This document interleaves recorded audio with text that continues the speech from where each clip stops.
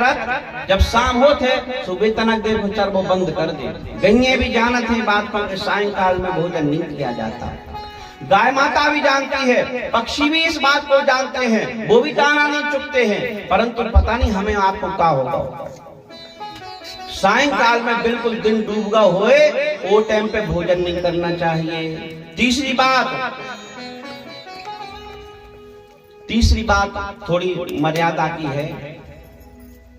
तीसरी बात मैथुन नहीं करना चाहिए, भजन करना चाहिए, सांसारिक संसर्ग नहीं करना चाहिए। और चौथी बात स्वाध्याय माने पढ़ना नहीं चाहिए। स्वाध्याय भी नहीं करना चाहिए बिल्कुल शाम के समय में। दिन डूब गए होए, इंदियारो लगने पावे, इंदियारो लगत जा रहा हो, वो समय कहा था संध्या काल। अच्छा, अगर ये किया जाए तो क्या होता है?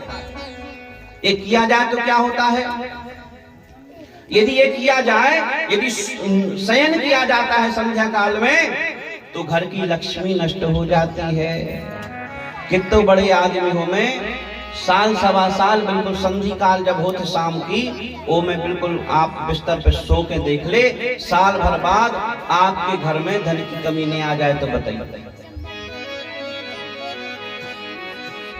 तो बिल्कुल संध्या काल में सोने वाले व्यक्ति के घर की लक्ष्मी नष्ट हो जाती है। एक अब दूसरा, भोजन करने से क्या होगा महाराज जी? यदि शाम को भोजन कर लेंगे तो क्या होगा उससे?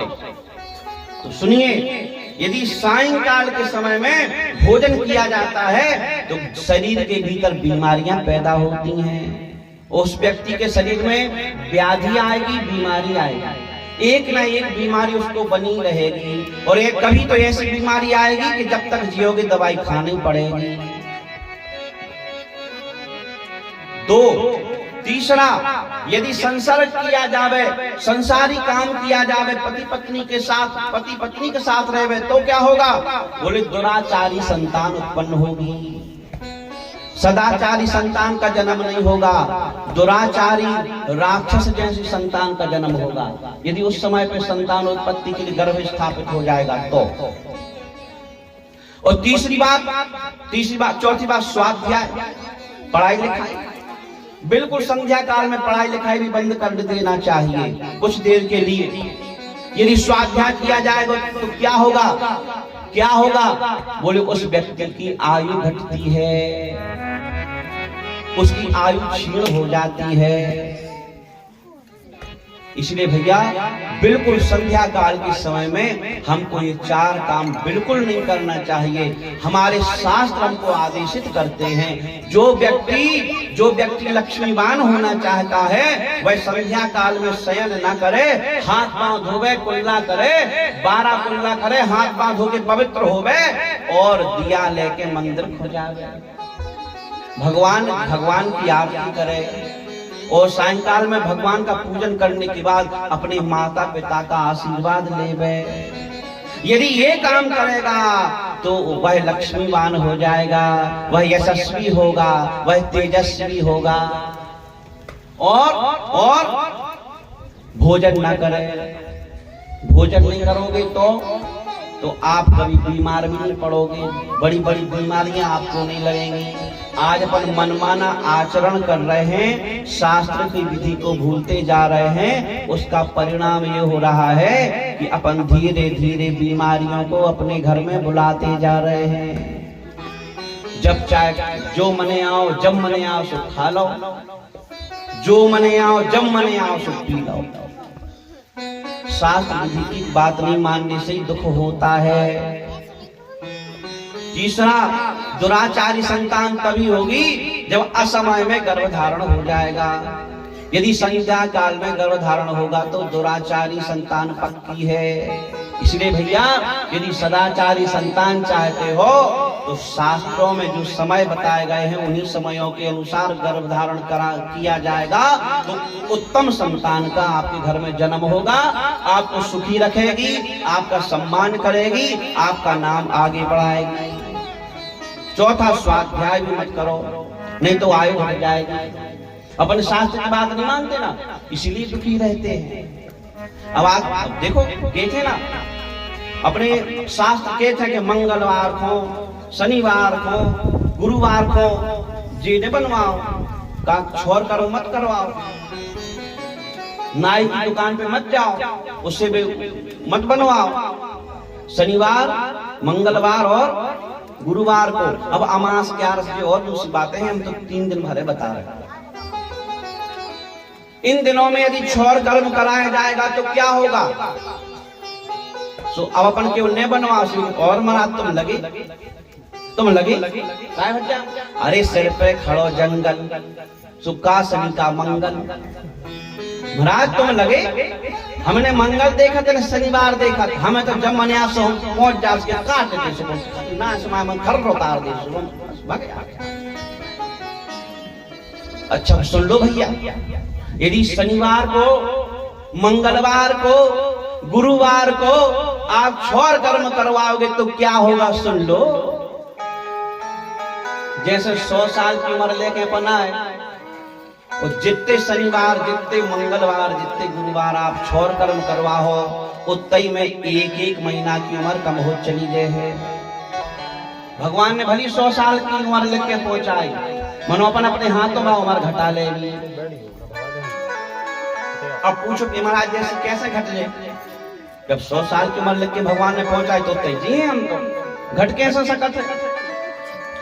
जैसे भैया आप गाड़ी ले, 2 व्हीलर कंपनियों में लेके लेते हुए भैया 1 लीटर में 100 किलोमीटर, ध्यान से सुनना, 1 लीटर में 100 किलोमीटर।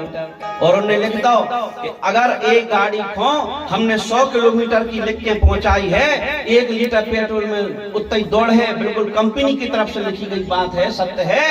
और फिर हम घरे ले आए, हम गाड़ी पे बैठे और 3 को और पीछे बिठा रही, नहीं बन रहा तो हम खुद ही जो पेट्रोल की टंकी ऊपर बैठ गए, और फिर कहीं तुम्हारे सीट पे बैठ जाओ, 4 बैठ गए पीछे गाड़ी पे। अब कहीं चलो चली गई, सो ना मैं नहीं गए, पहाड़ आओ रास्ता पकड़ी, तो गाड़ी हर हर हर हर करके तो पूरी ताकत लगा दी, वो गाड़ी की आवाज बदल गई, और फट फट फट फट करके मैं गाड़ी तनक तो चली और गर्म होके बंद हो गई। 1 लीटर पेट्रोल भरवाओ तो 20-25 किलोमीटर चली और गाड़ी बंद हो गई। तुमने देखो गाड़ी बंद काहे हो गई? कंपनी तो 100 किलोमीटर कह रही थी, 20 किलोमीटर में बंद क्यों हुई? क्या हुआ?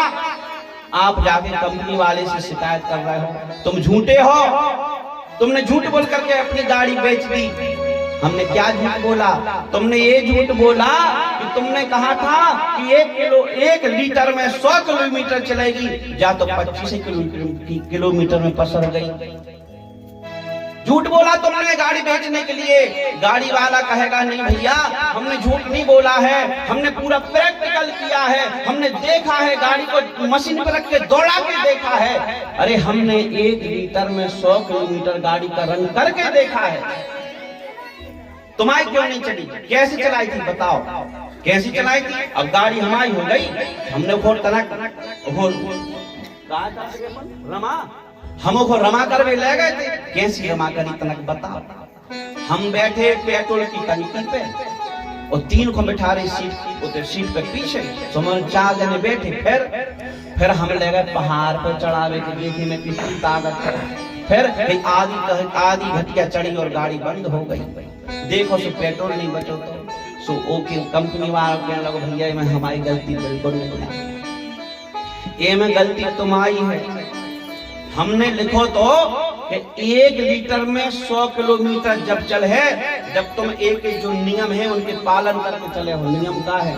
बोले ज्यादा से ज्यादा 2 बैठियो, एक चलावा एक पीछे, ज्यादा से ज्यादा 2 बैठियो और 4 लेन पे हो चल, 4 लेन पे हो चलाई होती और 2 जने बैठे होते तो पक्का है कि 100 को एवरेज देती। तुमने पहाड़ पे हो चढ़ा दी और 4 जने बैठ गए तो एवरेज घट गया। में हमारी गलती नहीं है। अगर हमारे नियम से चलो तो पक्के में 100 किलोमीटर चलो। ऐसे भगवान के थे, हमने जिस शास्त्र पुराण वेदों की रचना करके वो में हमने तुम इन जीवों की, इन मनुष्यों की आयु लिख दी 100 वर्ष। सुन रहे, समझ में आ रही बात?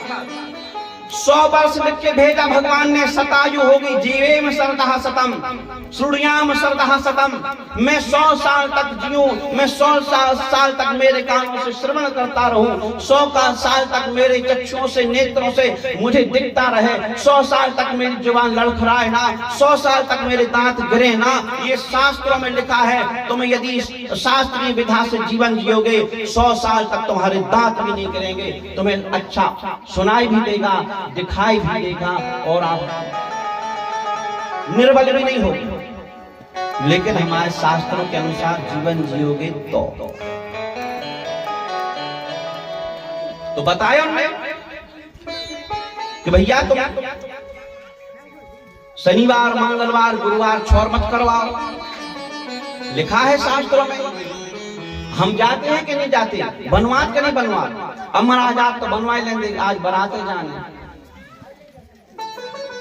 बनवा ले, क्या वो में शास्त्र की गल बनवा ले। 1 महीने तुम्हें लोग हटे, शास्त्र को कुछ बिगड़ गए।